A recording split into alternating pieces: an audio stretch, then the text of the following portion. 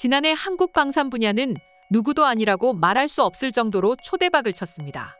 그래서 한국은 세계 4대 방산 강국으로 자리매김했습니다. 그렇다 하더라도 여전히 미국, 독일, 프랑스, 중국, 러시아 같은 과거의 방산 강국들이 계속해서 활약하고 있죠.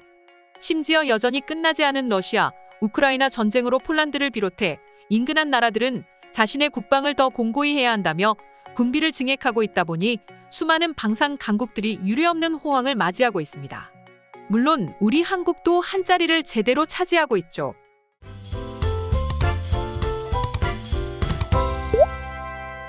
하지만 아무리 한국의 방산업이 성장했다지만 여전히 그렇게 자리를 공고히 지키고 있고 미국과 독일의 무기는 그 명성을 유지한 채로 계속해서 실적을 올리고 있습니다. 특히 독일의 전차는 유럽에서 가장 강력하고 가장 잘 팔리는 무기였습니다. 아무렴 독일 대표팀의 별명이 전차군단이겠습니까? 예로부터 독일의 전차는 굉장히 유명했습니다. 독일에 대해서는 몰라도 전차군단과 독일의 뛰어난 전차는 이미 국내에서도 소문이 자자합니다. 심지어 독일 전차는 게임에서도 엄청난 명성을 이어가고 있을까요? 그런데 사실 독일의 전차가 얼마나 뛰어난지 모르는 분들이 많이 계십니다. 실제로 독일의 전차는 얼마나 뛰어날까요? 사실 이 전차는 1차 세계대전 당시 참호 돌파용으로 영국이 처음으로 개발했습니다. 그리고 이를 두려워했던 독일이 2차 대전 때 탱크를 대거 만들어 게임 체인저로 활용하였습니다. 전차군단 독일의 역사는 여기서부터입니다. 1939년 무전기를 달고 한 개의 부대를 형성한 독일의 탱크 앞에 당시 폴란드는 속수무책으로 당했습니다. 뒤이어 노르웨이와 덴마크, 벨기에, 네덜란드 또한 어찌할 도리가 없었습니다. 심지어 프랑스가 자랑했던 마지노선도 허망하게 무너졌습니다. 아무것도 못하고 말이죠. 독일 탱크의 시작은 티거였는데요. 독일은 2차 대전 초기 정말이지 파죽지세로 모스크바, 코앞까지 진격했습니다. 하지만 당시 소련에는 T-34 전차가 있었는데요. 이 T-34는 내구성이 상당히 강했는데 그 내구성과 방어력으로 독일 탱크에 맞섰습니다. 그리고 이 T-34의 내구성에 충격을 받은 독일은 개전 2년 후인 1942년 티거를 개발했습니다. 당시 이 티거 전차를 상대한 상대국들은 마치 저승사자를 보는 것 같았다고 합니다. 그 위력이 상당했기 때문이죠. 비록 전쟁에 패했지만 독일에게 남은 건 전차 기술이었습니다. 그리고 끝끝내 독일의 전차는 다시 부활했습니다. 미국과 소련이 양분하던 냉전 시절 폴란드는 소련의 위협에 맞서 레오파르트 전차를 개발했는데 이 레오파르트가 현재까지 독일 전차의 명맥을 잇고 있습니다. 하지만 소련이 붕괴하고 서독과 동독이 통일을 하고 전차의 필요성이 줄어들었고 이 독일의 전차는 유럽 각국으로 넘어갔습니다. 또한 성능이 업그레이드된 레오파르트2는 뛰어난 성능을 인정받았고 현재 나토 진영이 한 목소리로 레오파르트를 우크라이나에 넘기라고 압박을 했죠. 결국 독일도 동의를 할 수밖에 없었습니다. 나토 진영도 우크라이나도 왜 그렇게 레오파르트를 지원해야 한다고 외친 것일까요? 앞에서도 말했다시피 당연히 뛰어난 성능 때문입니다. 우선 레오파르트2는 전차군단 독일에서 만들고 독일군의 주력 전차이며 서구권 최초로 실전 배치가 된 3세대 전차이며 이후 3.5세대 전차로 개량이 됐습니다. 그리고 이 레오파르트 전차는 인도의 아준 전차와 일본의 90식 전차 등에 큰 영향을 주면서 입지가 공고했고 더구나 세계 최초로 라인메탈 120mm 활강포를 사용하면서 등장 초기부터 화력이 굉장했다고 평가받고 있습니다. 또한 이 활강포는 당대 최고의 전차로 불리던 M1 에이브람스나 메르카바 전차 등 각국의 네로라하는 3세대 전차들이 하나같이 채용한 명품 주포이죠. 게다가 코소보, 아프가니스탄, 시리아 내전 등 많은 곳에서 실전에 사용되며 그 능력을 입증했고 이 레오파르트2 전차는 세계에 3,600대 이상 생산이 돼서 전 세계 10여 개국에서 주력 전차로 운용 중입니다. 레오파르트 전차의 최초 신기록은 라인메탈 120mm 활강포뿐만이 아닌데요. 전차 최초로 엔진과 변속기가 조합된 파워팩이 적용됐는데 1500마력의 액체 냉각식 디젤 엔진과 복합장갑은 1980년대 이후 세계 각국에 등장한 3세대 전차에 적용이 됐습니다. 레오파르트 전차 외에도 PGZ-2000 자주포 역시 세계 최고의 자주포로 불리면서 명성을 떨치고 있죠. 이처럼 독일 무기는 유럽을 넘어 한국을 포함해 전 세계가 구입할 수밖에 없고 인정할 수밖에 없는 명품 무기들을 계속해서 만들어내고 있습니다. 아무래도 실전에서 제대로 능력을 발휘했으니까요. 하지만 어느 순간 폴란드를 시작으로 독일 무기로 도배가 되었던 유럽의 여러 나라들이 한국 전차를 비롯해 한국산 무기를 구입하기 시작했습니다. 지난 2021년 호주가 한국의 K9 자주포의 8번째 운용국이 됐습니다. 당시 호주가 도입하려던 규모는 약 9천억 원 정도로 K9 자주포 30문과 함께 운용되는 K10 탄야군반 장갑차 15대가 오주군에 인도됐습니다.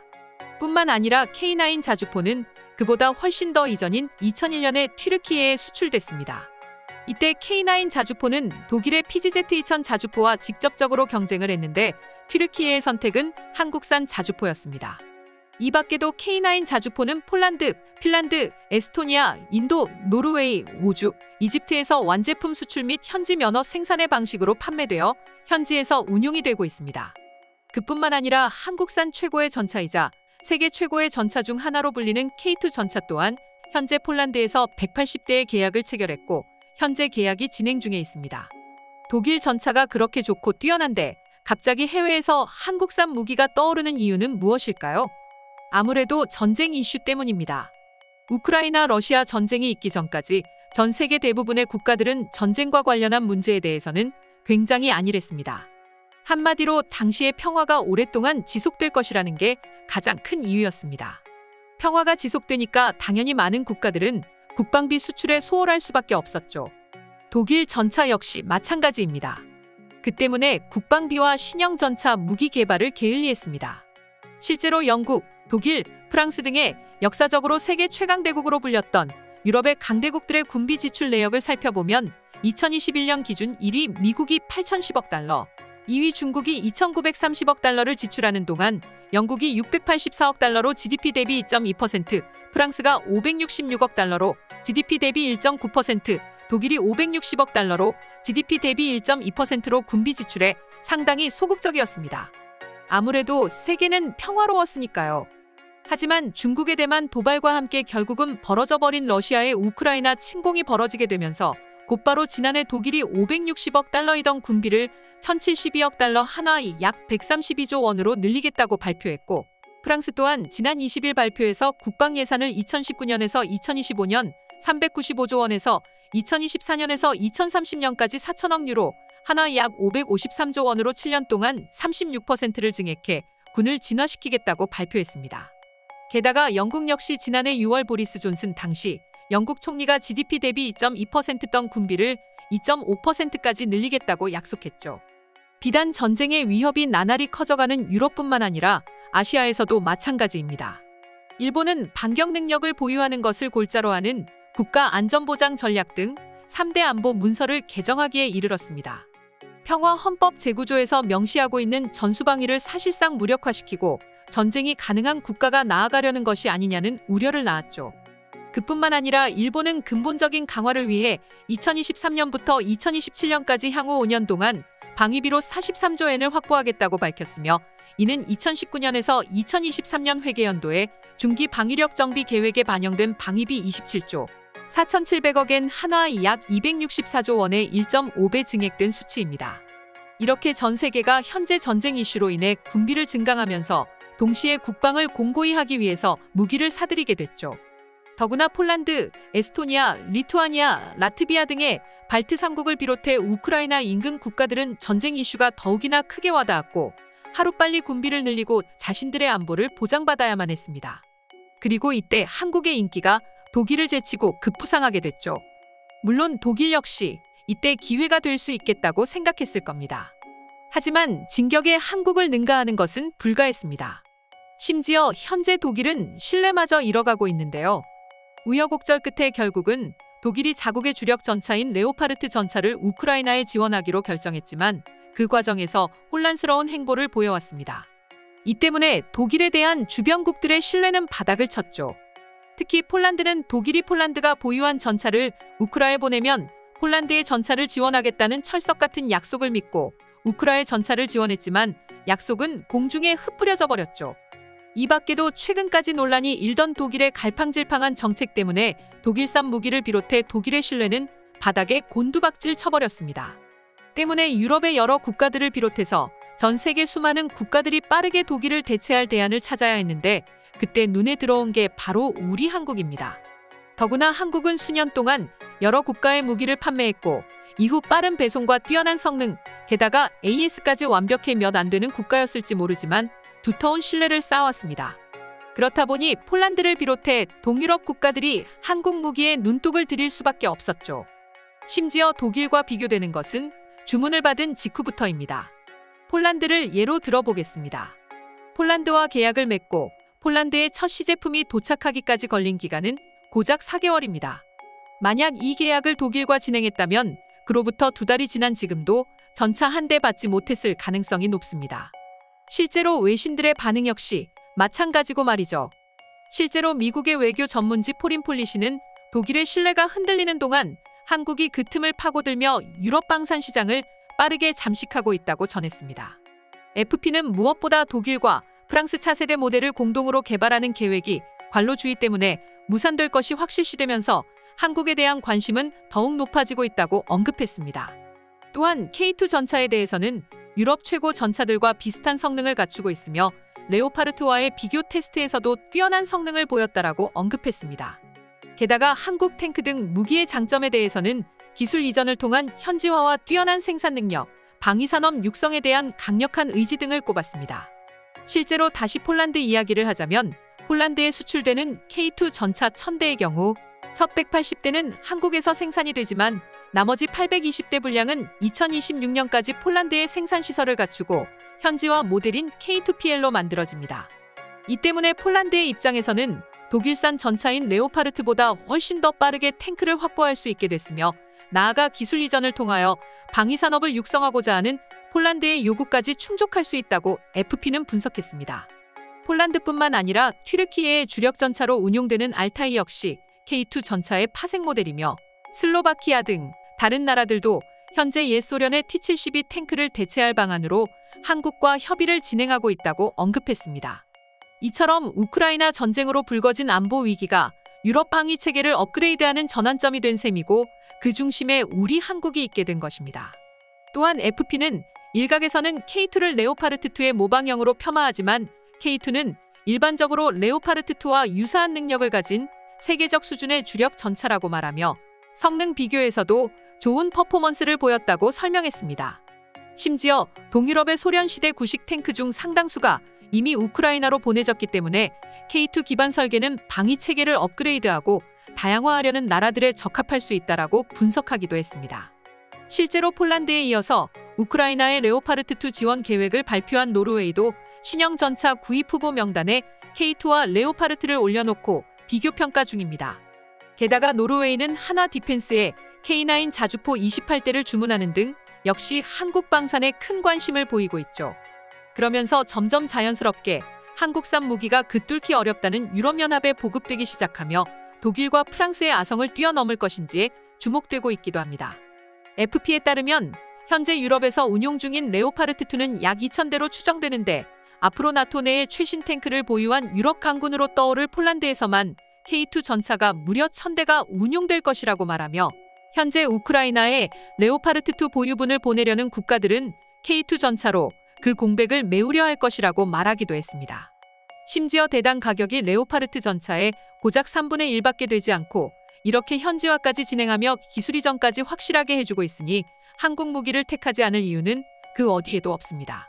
당연히 유럽 내 반응은 당연하다는 쪽으로 흘러가고 있죠. 또 자연스럽게 한국산 무기의 성능을 인정하기도 하는데요. 그럼 지금부터 녹슨 전차의 공백을 완벽하게 메우는 우리 한국의 무기 기술을 본 해외 네티즌들의 반응 한번 살펴보도록 하겠습니다. 일단 K2는 폴란드가 우크라이나에 보낸 대체품으로 선택한 독일 탱크를 기다려야 한다는 소리를 듣는 사이에 이미 한국에서 배송돼서 도착을 했어.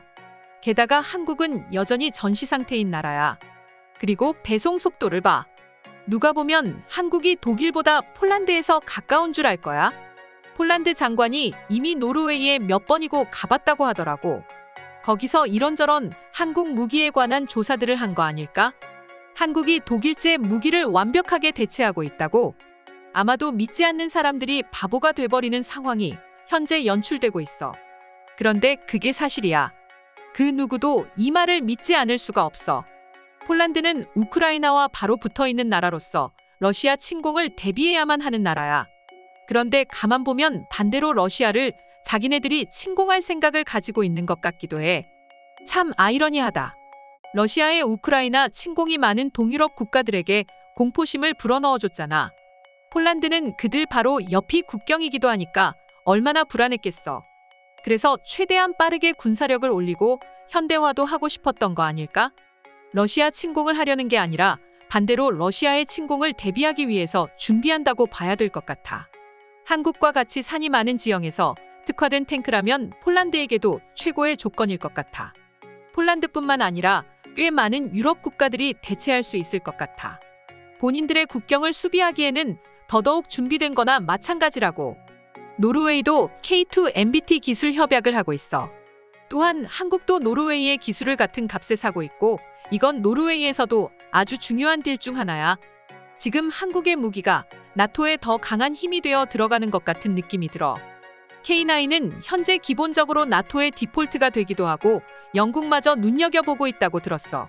K2는 이미 노르웨이와 폴란드에 보내졌고 K2E를 기반으로 하는 AS-21도 폴란드에서 산다고 했잖아. 미국과 호주에서도 그렇다고 들었고 K2는 앞으로 유럽 시장에서 더 많은 흥미를 보일 거라고 믿어 의심치 않아. 우리 루마니아에서도 종종 뉴스로 흘러나오고 있을 정도니까 말이야.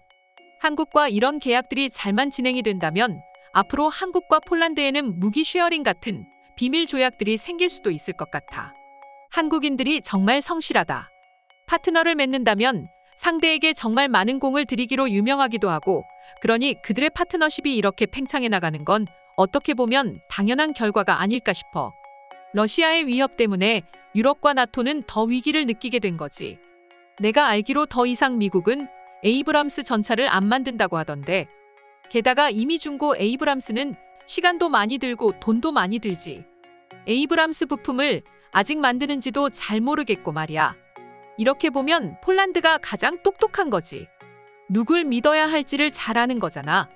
1939년 9월의 첫 주를 떠올려봐.